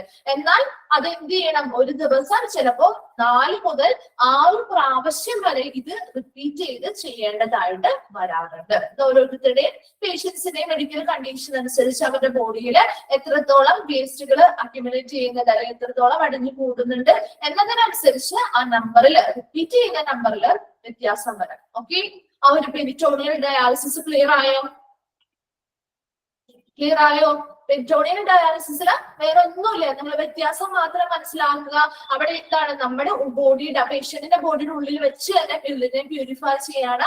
അതിന് വേണ്ടിയിട്ട് അബ്ഡോമിനൽ ഏരിയയിൽ ഒരു കത്തീറ്റർ പ്ലേസ് ചെയ്യുകയും അതുവഴി എന്ത് ചെയ്യുന്നു, ഈ ഡയാലിസിസ് സൊല്യൂഷൻസ് ഫില്ല് ചെയ്ത് കൊടുത്ത് അത് എന്ത് ചെയ്യുന്നു, അതിന്റെ അരികത്ത് ആ ഒരു ലൈനിങ്, അതായത് അബ്ഡോമിനലിന്റെ ലൈനിങ്ങിനെ പെരിറ്റോണിയം എന്നാണ് പറയുന്നത് അല്ലെ. ആ പെരിറ്റോണിയത്തിന് പുറത്തുകൂടി പോകുന്ന എല്ലാ ബ്ലഡ് വെസൽസിൽ നിന്നും എക്സ്ട്രാ വാട്ടറും വേസ്റ്റസും ഒക്കെ എന്ത് ചെയ്യുന്നു, വലിച്ചെടുക്കുകയും ആ ഒരു ഡയാലിസിസ് സൊല്യൂഷൻ കുറച്ച് മണിക്കൂറുകൾ ശേഷം ആ ഒരു അബ്ഡോമിനൽ ക്യാവിറ്റിയിൽ നിന്ന് പുറത്തേക്ക് റിമൂവ് ചെയ്യാനാണ് ചെയ്യുന്നത്. അപ്പൊ അങ്ങനെ ആ ഒരു പ്രൊസീജിയർ ഓരോ പേഷ്യൻസിന്റെയും കണ്ടീഷൻ അനുസരിച്ച് ചിലപ്പോ 4, 5, 6 പ്രാവശ്യം ഒരു ദിവസം തന്നെ ചിലപ്പോൾ റിപ്പീറ്റ് ചെയ്യേണ്ടതായിട്ട് വരാം. അത് എത്രത്തോളം വേസ്റ്റ് അവരുടെ ബോഡിയിൽ അടിഞ്ഞു കൂടുന്നുണ്ട് എന്നുള്ളതനുസരിച്ചാണ് അത് കണക്ക് പറയുന്നത്. പിന്നെ നമ്മൾ 3 ടൈപ്പ് ഓഫ് പെരിറ്റോണിയൽ ഡയാലിസിസും ആണ് പറയുന്നത്.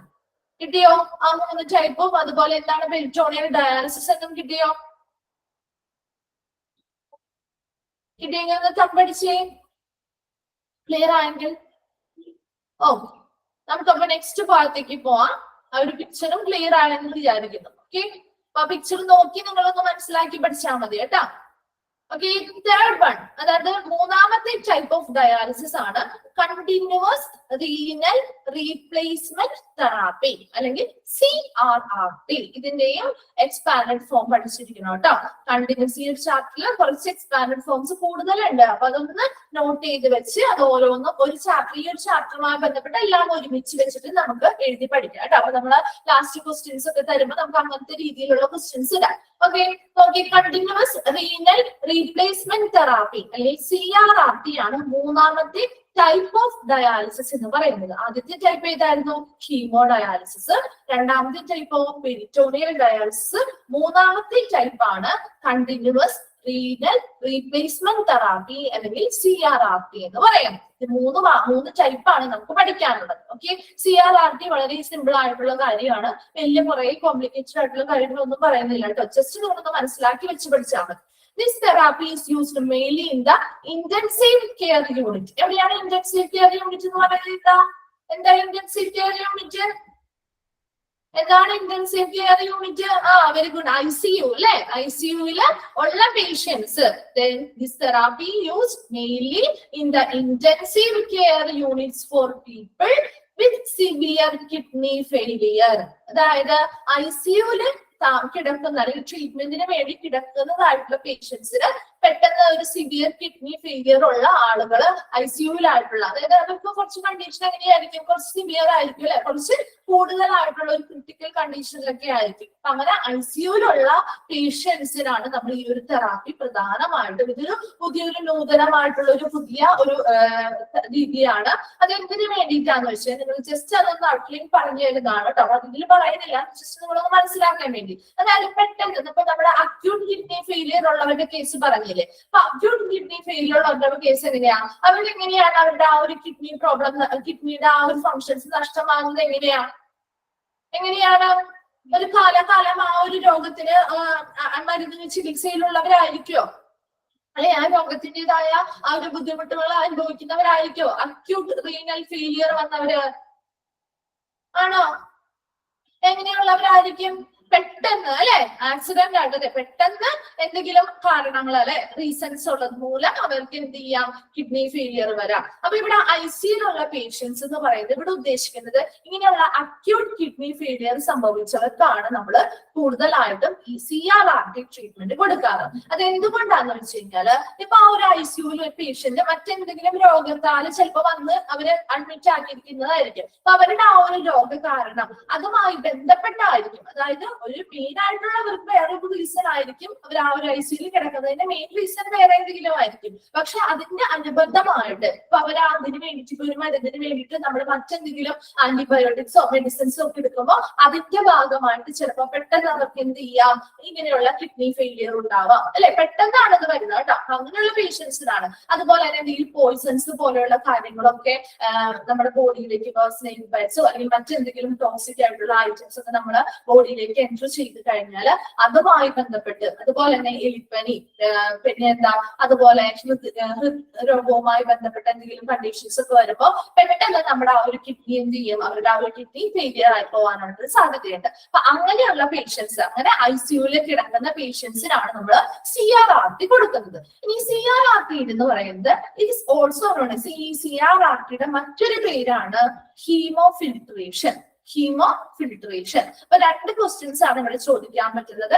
CRRT അല്ലെങ്കിൽ അതിന്റെ എക്സ്പാൻഡഡ് ഫോം എന്താണ് എന്ന് ചോദിക്കാം, ഒന്നാമത്തെ ക്വസ്റ്റ്യൻ. രണ്ടാമതായിട്ട് ചോദിക്കാൻ പറ്റുന്നത് ഈ കണ്ടിന്യൂസ് റീനൽ റീപ്ലേസ്മെന്റ് തെറാപ്പി അല്ലെങ്കിൽ CRRT-യുടെ മറ്റൊരു പേര് എന്താണെന്ന് ചോദിക്കാം. എന്താണ്? ഹീമോഫിൽട്രേഷൻ ആണ്. ഇനി അത് കൂടാതെ ചോദിക്കാവുന്നത് a therapy is used mainly in the intensive care unit for people with severe kidney failure ഉള്ള ICU-ലുള്ള ആളുകൾക്ക് കൊടുക്കുന്ന ഒരു തെറാപ്പി ഏത് ടൈപ്പ് ഓഫ് ഡയാലിസിസ് ആണ്? അത് ആ ഒരു തെറാപ്പി ഏതാണ്? Continuous renal replacement therapy. 3 questions നമ്മൾ ഇവിടുന്ന് പറഞ്ഞു കേട്ടോ. അത് അങ്ങനെയുള്ള ക്വസ്റ്റ്യൻസ് ചോദിക്കാം. ഇനി ഇതിൽ ഉപയോഗിക്കുന്ന ഈ 3 ക്വസ്റ്റ്യൻസ് ആണ് പ്രധാനമായിട്ട് ഇവിടുന്ന് വരുന്നത് കേട്ടോ. The machine passes the blood through A tube. ഇതും അവിടെ ഒരു മെഷീൻ ഉപയോഗിക്കുന്നുണ്ട്. ആ മെഷീനിലൂടെ ആ ബ്ലഡിന്റെ ഒരു ട്യൂബ് കണക്ട് ചെയ്ത് ആ ട്യൂബിലൂടെ മെഷീനിലേക്ക് ബ്ലഡ് പാസ് ചെയ്യുന്നു. ആ ബ്ലഡ് ഫിൽറ്റർ ചെയ്യുന്നു. അതിനുശേഷം എന്ത് ചെയ്യുന്നു? എക്സ്ട്രാ വാട്ടറോ ഫ്ലൂയിഡ്സ് വേസ്റ്റസ് ഒക്കെ ഉണ്ടെങ്കിൽ അത് എന്ത് ചെയ്യുന്നു? എലിമിനേറ്റ് ചെയ്തതിന് ശേഷം blood is return to the body together with replacement fluid. Replacement fluid എന്ന് പറഞ്ഞു കഴിഞ്ഞാൽ ഇതൊരു നമ്മുടെ ആ ഒരു അവരുടെ ഒരു പ്ലാസ്മ അല്ലെ, പ്ലാസ്മയിലുള്ള വാട്ടർ അല്ലെങ്കിൽ ആ ഒരു പ്ലാസ്മ വാട്ടർ പോലെ തന്നെ സിമിലർ ആയിട്ടുള്ളത്. അത് റീപ്ലേസ്മെന്റ് ഫ്ലൂയിഡ് എന്താണെന്ന് എഴുതണം, ഒന്ന് എഴുതി വെക്കണോ? റീപ്ലേസ്മെന്റ് ഫ്ലൂയിഡ് എന്താണെന്നുള്ളത് ഒന്ന് ജസ്റ്റ് നോട്ട് ചെയ്ത് വെച്ചോ. നിങ്ങൾക്കൊരു ഡൗട്ട്സ് അല്ലെങ്കിൽ കൺഫ്യൂഷൻ ലാസ്റ്റ് വായിക്കുന്ന സമയത്ത് വരണ്ട, ഒന്ന് എഴുതി വെച്ചോ കേട്ടോ. റീപ്ലേസ്മെന്റ് ഫ്ലൂയിഡ് എന്താണെന്നുള്ളത് നമ്മൾ ഈ ഒരു പ്രൊസീജിയറിലൊക്കെ ഉപയോഗിക്കുന്നതാണ് replacement fluid. The replacement fluid is used in hemodialysis. Hemodialysis is a sterile. Haemodialysis മാത്രമല്ല ഏതൊരു ട്രീറ്റ്മെന്റിന് ബ്ലഡ് ഡയാലിസിസ് എന്ന് പറയുന്ന ട്രീറ്റ്മെന്റിന് വേണ്ടിയിട്ട് നമ്മൾ ഉപയോഗിക്കുന്ന റീപ്ലേസ്മെന്റ് ഫ്ലൂയിഡ് എന്താണെന്നാ പറയുന്നത് കേട്ടോ. Is a sterile non pyrogenic solution, sterile non-pyrogenic solution that's similar to plasma water. That's similar to plasma water. Replacement fluid is a sterile, non-pyrogenic solution. Sterile, non, അതാണ് important കേട്ടോ. Sterile, non-pyrogenic solution that's similar to plasma water. നമ്മുടെ ബോഡിയിലെ plasma വാട്ടറിനോട് similar ആയിട്ടുള്ള, sterile ആയിരിക്കുക എന്ന് പറഞ്ഞാൽ എന്താ, അണുവിമുക്തമായിട്ടുള്ളത് അല്ലെ, microbes free ആയിട്ടുള്ളത്. അതുപോലെ നോൺ പൈറോജനിക് എന്ന് പറഞ്ഞാൽ എന്താ, നമ്മുടെ ഫീവർ പോലെയുള്ള മറ്റ് രോഗങ്ങൾ, ഫീവർ പോലെയുള്ള കാര്യങ്ങളുണ്ടല്ലോ, അത് വരാതിരിക്കുന്ന, അതാണ് നോൺ പൈറോജനിക്. അത് ഫ്രീ ആയിട്ടുള്ള ഒരു എന്തൊന്നുകൂടി പറയണോ, replacement fluid. Replacement fluid used is a sterile and non-pyrogenic solution. Sterile, non-pyrogenic solution. Pyrogenic, that's similar to plasma water.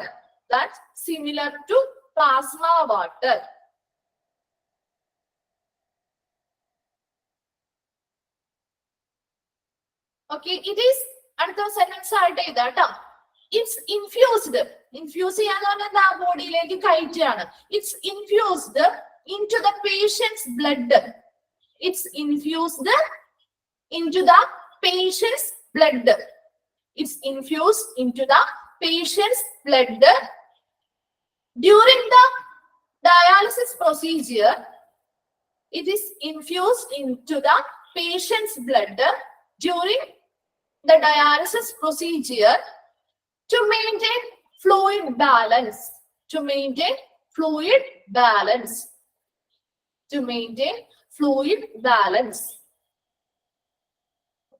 കിട്ടിയ പോയിന്റ് എന്താണ്? റീപ്ലേസ്മെന്റ് ഫ്ലൂയിഡ് എന്ന് പറഞ്ഞാൽ എന്താ? A sterile, non-pyrogenic solution that's similar to plasma water.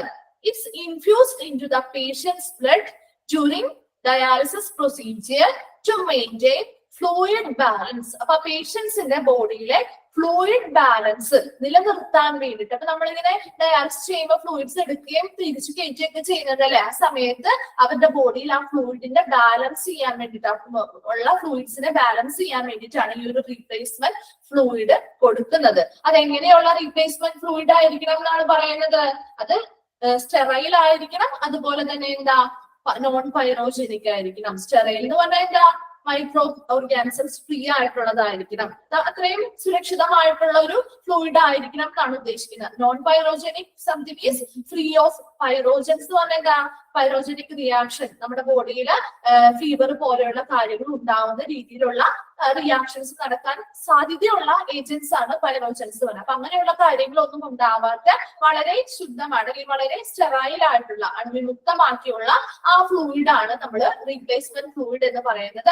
അതിന് വേണ്ടിയിട്ടാണ് അവരുടെ ആ ഒരു ബോഡിയിൽ ഫ്ലൂയിഡിന്റെ ആ ഒരു ബാലൻസ് ചെയ്യാൻ വേണ്ടിയിട്ട്, ഫ്ലൂയിഡ് ലെവൽ ബാലൻസ് ചെയ്യാൻ വേണ്ടിയിട്ടാണ് റീപ്ലേസ്മെന്റ് ഫ്ലൂയിഡുകൾ ഉപയോഗിക്കുന്നത്. അപ്പൊ ഇവിടെ സിവിയറിറ്റി ഉള്ള അല്ലെങ്കിൽ ക്രിട്ടിക്കൽ കണ്ടീഷൻ ഉള്ള പേഷ്യൻസിന് ഇങ്ങനെയുള്ള ബാലൻസ്, അവരുടെ ആ ഒരു ബോഡിയിൽ ആ ഫ്ലൂയിഡ് ബാലൻസ് നിലനിർത്താൻ വേണ്ടിയിട്ട് നമ്മൾ റീപ്ലേസ് ഫ്ലൂയിഡ്സ് അവരുടെ ബ്ലഡിലേക്ക് ഇൻഫ്യൂസ് ചെയ്ത് കൊടുക്കുന്നുണ്ട്, കയറ്റി കൊടുക്കുന്നുണ്ട്. അപ്പൊ അതുവഴി അവരുടെ ആ ഒരു ഡയാലിസിസ് ചെയ്യുന്ന ആ പ്രൊസീജിയർ കുറച്ചും കൂടി ഈസി ആക്കാൻ വേണ്ടിയിട്ടും കോംപ്ലിക്കേഷൻസ് ഒക്കെ കുറയ്ക്കാൻ വേണ്ടിയിട്ടാണ് ഇങ്ങനെ ചെയ്യുന്നത്. അപ്പൊ ഈ ഒരു പ്രൊസീജിയർ ഈസ് ഡിസ്ചാർജ് നോക്കി, then the filter that eliminate waste and water, waste products and water, the blood is returned to the body together with the replacement fluid.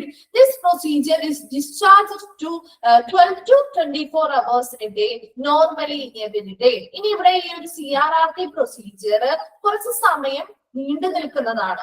12 മുതൽ 24 മണിക്കൂർ ഒരു ദിവസം മുഴുവനായിട്ടും ചിലപ്പോൾ ഈ ഒരു പ്രൊസീജിയർ സെയിം പ്രൊസീജിയർ തന്നെ കണ്ടിന്യൂ ചെയ്ത് അത്രയും സമയം എടുത്തുകൊണ്ടാണ് ഈ ഒരു പ്രൊസീജിയർ ചെയ്യാൻ പറ്റുള്ളൂ. അതിന്റെ ഒരു കാര്യം എന്ന് പറയുന്നത് നമ്മൾ പറഞ്ഞു ഇവിടെ ICUലുള്ള പേഷ്യൻസിനാണ് നമ്മൾ ഇത് കൊടുക്കുന്നത് അല്ലെ, ഈ ഒരു തെറാപ്പി പ്രധാനമായിട്ടും പ്രൊവൈഡ് ചെയ്യുന്നത്. അപ്പൊ ICUലുള്ള ആളുകൾ എങ്ങനെയായിരിക്കും, കുറച്ച് ക്രിട്ടിക്കൽ കണ്ടീഷൻ ഉള്ളവരായിരിക്കും. അപ്പൊ നമ്മുടെ ഡയാലിസിസ് എന്ന് പറയുന്ന പ്രൊസീജിയർ പ്രധാനമായിട്ടും മാക്സിമം ഒരു 4 മണിക്കൂറോ അല്ലെങ്കിൽ 3-4 മണിക്കൂറിനുള്ളിൽ ഒരു പ്രൊസീജിയർ പ്രാവശ്യം നമുക്ക് ചെയ്ത് തീർക്കാൻ പറ്റും. അതെങ്ങനെയാന്ന് വെച്ച് കഴിഞ്ഞാൽ ഹൈ ഫ്ലോയിലുള്ള ബ്ലഡ് വലിച്ചെടുത്ത്, ഹൈ ഫ്ലോയിലാണ് അല്ലെങ്കിൽ ഹൈ പ്രഷറിലുള്ള വരുന്ന ബ്ലഡ് ആണ് നമ്മൾ വലിച്ചെടുത്ത് ഈ ഒരു ഡയാലിസിസ് മെഷീൻ ഉപയോഗിച്ചിട്ടൊക്കെയാണ് ചെയ്യുന്നത്. അപ്പൊ അങ്ങനെ ചെയ്യുന്ന സമയത്ത് എന്ന് പറയുന്ന ഇവർ കുറച്ച് ICUലുള്ള പേഷ്യൻസ് നമുക്കറിയാലോ കുറച്ച് ക്രിട്ടിക്കൽ ആയിരിക്കും. അവർക്ക് കുറച്ചും കൂടി സിവിയർ ആയിട്ടുള്ള കണ്ടീഷനുള്ള ആളുകളായതുകൊണ്ട് തന്നെ അവർക്ക് അങ്ങനെ അത് എന്ത് ചെയ്യാൻ പറ്റില്ല, വലിച്ചെടുത്ത് അങ്ങനെ പെട്ടെന്ന് അത് ആ ഒരു പ്രൊസീജിയർ വളരെ സ്പീഡിൽ ചെയ്യാൻ പറ്റാത്തത് കൊണ്ട്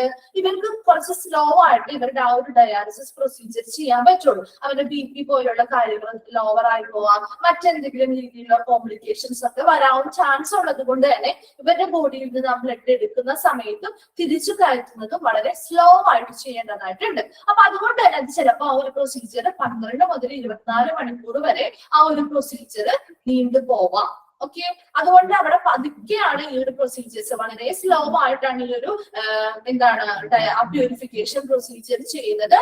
അതുകൊണ്ടാണ് അത് നമ്മുടെ പ്രത്യേകമായിട്ട് ആ ഒരു ഡയാലിസിസ് ചെയ്യുന്ന ICUലുള്ള ഇങ്ങനെ കിഡ്നി ഫെയിലിയർ ആയിട്ടുള്ളവർക്ക് ഈ ഒരു പ്രൊസീജിയർ ചൂസ് ചെയ്യാനുള്ള ഒരു കാരണവും അത് തന്നെയാണ്. മറ്റു പേഷ്യൻസിനാണ് കൂടുതലും നമ്മുടെ പെരിറ്റോണിയൽ ആണെങ്കിലും ഹീമോ ഡയാലിസിസ് ഒക്കെ ആണ് ഡോക്ടേഴ്സ് സജസ്റ്റ് ചെയ്യുന്നത്. എന്നാൽ ICUലുള്ള പേഷ്യൻസ് ആകുമ്പോൾ അവർക്ക് മറ്റു രോഗങ്ങളും ഒക്കെ ഉണ്ടാവും. അവർ വളരെ ക്രിട്ടിക്കൽ ആയിട്ട് ഇരിക്കുന്നവരായതുകൊണ്ട് തന്നെ അവരുടെ ബോഡിയിൽ പെട്ടെന്ന് ചെറിയൊരു വ്യത്യാസം പോലും അവർ വളരെ സീരിയസ് ആയിട്ട് ബാധിക്കാം. അപ്പൊ അതുകൊണ്ട് അവരുടെ ബോഡിയിൽ നിന്ന് ഇങ്ങനെ ബ്ലഡ് എടുക്കുന്ന സമയത്ത് ആ ബോഡി ബാലൻസ് നിലനിർത്താൻ വേണ്ടിയിട്ടാണ് റീപ്ലേസ്മെന്റ് ഫ്ലൂയിഡുകൾ കൊടുക്കുന്നത്. അതോടൊപ്പം തന്നെ അവിടെ ബ്ലഡ് എടുക്കുന്നത് ഫിൽറ്റർ ചെയ്യുന്നത് വളരെ സ്ലോ ആയിട്ട് കുറച്ച് മണിക്കൂറുകൾ നീണ്ടു നിൽക്കുന്ന ഒരു പ്രോസസ് ആയിട്ടാണ് അത് ചെയ്യുന്നത്. അതാണ് കണ്ടിന്യൂസ് റീനൽ റീപ്ലേസ്മെന്റ് തെറാപ്പി അല്ലെങ്കിൽ CRRT എന്ന് പറയുന്നത്.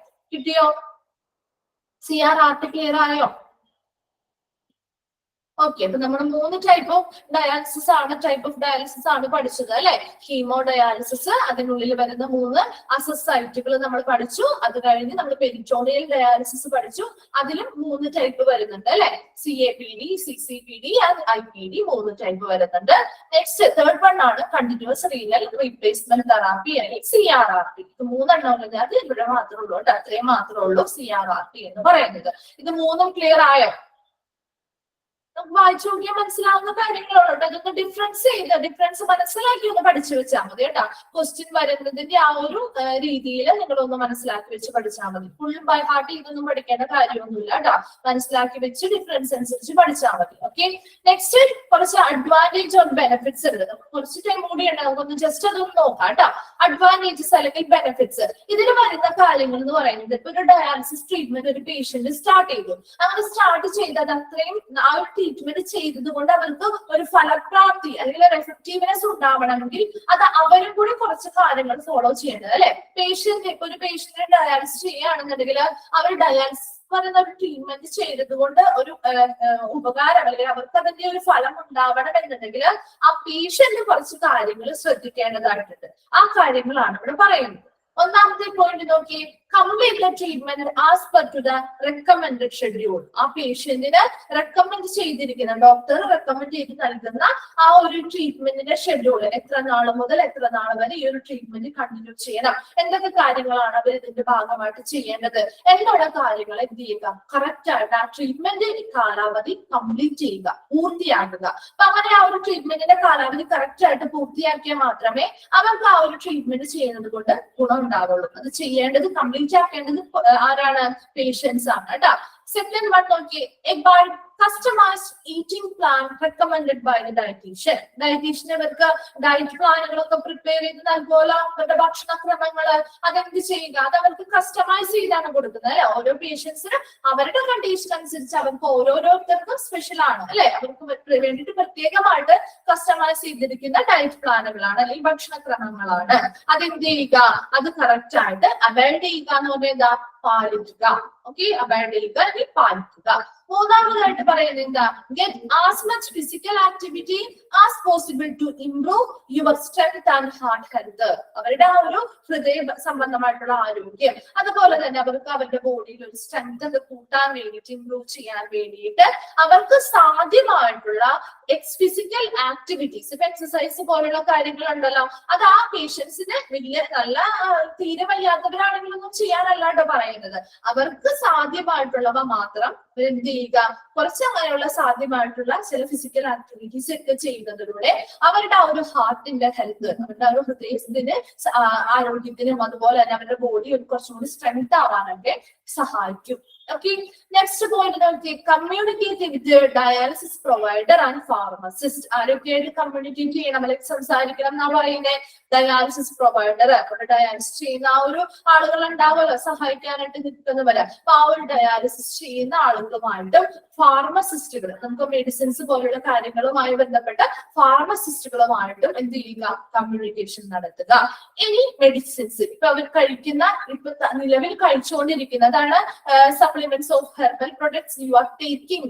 ഓക്കെ, നമ്മൾ കഴിച്ചുകൊണ്ടിരിക്കുന്ന, നിലവിൽ ഇപ്പൊ കഴിച്ചുകൊണ്ടിരിക്കുന്ന മെഡിസിൻസുമായി ബന്ധപ്പെട്ടോ അല്ലെങ്കിൽ മറ്റെന്തെങ്കിലും സപ്ലിമെന്റ്സോ അല്ലെങ്കിൽ ഹെർബൽ പ്രൊഡക്ട്സ് ഒക്കെ ആയി ബന്ധപ്പെട്ട് എന്തെങ്കിലും കാര്യങ്ങളോ ഡൗട്ട്സോ കാര്യങ്ങളോ ഒക്കെ ഉണ്ടെങ്കിൽ അത് എങ്ങനെയാണ് കഴിക്കേണ്ടതെന്നുള്ള കറക്റ്റ് സമയവും കാര്യങ്ങളും അതിനെപ്പറ്റി എന്തെങ്കിലും ഡീറ്റെയിൽസ് ഒക്കെ അറിയണമെങ്കിൽ അത് ആ ഒരു ഡയാലിസിസ് പ്രൊവൈഡേഴ്സിനോടും അവിടുത്തെ ഫാർമസിസ്റ്റിനോടും എന്ത് ചെയ്യുക, കമ്മ്യൂണിക്കേറ്റ് ചെയ്ത് മനസ്സിലാക്കുക.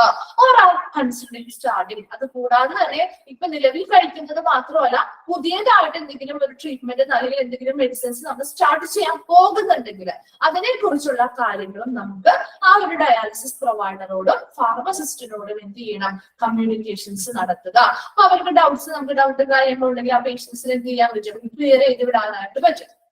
ഓക്കെ, ലാസ്റ്റ് പോയിന്റ് നോക്കി, ടോക്ക് വിത്ത് ഡയാലിസിസ് ടീം. ആ ഒരു ഡയാലിസിസ് ടീമുമായിട്ട് സംസാരിക്കുക about any anxiety or side effects that you may have. ഇപ്പൊ ആ വരുന്ന പേഷ്യൻസിന് എന്തെങ്കിലും ആൻസൈറ്റി അല്ലെങ്കിൽ ഉത്കണ്ഠയൊക്കെ ഉണ്ടെങ്കിൽ, ഇപ്പൊ നമുക്കറിയാം പുതിയൊരു ട്രീറ്റ്മെന്റ് ഒക്കെ സ്റ്റാർട്ട് ചെയ്യണമെങ്കിൽ നമുക്കൊരു പേടി ഉണ്ടാവും അല്ലെ, എന്തായിരിക്കും, എങ്ങനെയായിരിക്കും, അത് വഴി എന്തെങ്കിലും സൈഡ് എഫക്ട്സുകൾ ഉണ്ടാവുമോ, ഇനി എന്തെങ്കിലും സൈഡ് എഫക്ട്സുകൾ ട്രീറ്റ്മെന്റ് ചെയ്യുന്ന സമയത്ത് അവർക്ക് സൈഡ് എഫക്ട്സുകൾ ഉണ്ടാവുന്നുണ്ടെങ്കിൽ അതിനെ കുറിച്ചും ആരുമായിട്ട് സംസാരിക്കണം എന്നാ പറയുന്നത്. ആ ഒരു ഡയാലിസിസ് ടീമിൽ ആരൊക്കെ ഉണ്ടാവും? ഡോക്ടർ, അവരുടെ അസിസ്റ്റൻസ് അല്ലെ, ടെക്നീഷ്യൻസ് മുതലായ എല്ലാവരും ഉണ്ടാവും. ആ ഒരു ഡയാലിസിസ് ടീമിനോട് വളരെ ഓപ്പൺ ആയിട്ട് അവർക്ക് സംസാരിക്കാം അവരുടെ ആ ഒരു ആൻസൈറ്റിയെ കുറിച്ചും, അതുപോലെ തന്നെ എന്തെങ്കിലും സൈഡ് എഫക്ട്സുകൾ എന്തൊക്കെയാണ് ഉണ്ടാവുന്നത്, ഇനി നിലവിൽ ഇപ്പൊ അവർക്ക് എന്തെങ്കിലും സൈഡ് എഫക്ട്സ് ഉണ്ടായിട്ടുണ്ടോ എന്നുള്ള കാര്യങ്ങളെ കുറിച്ചൊക്കെ അവർക്ക് എന്ത് ചെയ്യാം, സംസാരിക്കാം. ഇത്രയും കാര്യങ്ങളിലൂടെയൊക്കെ അവരുടെ ആ ഒരു ഡയാലിസിസ് ട്രീറ്റ്മെന്റ്, അവർ ചെയ്യുന്ന ആ ഒരു ഡയാലിസിസ് ട്രീറ്റ്മെന്റ് ആ ഒരു എഫക്റ്റീവ്നെസ്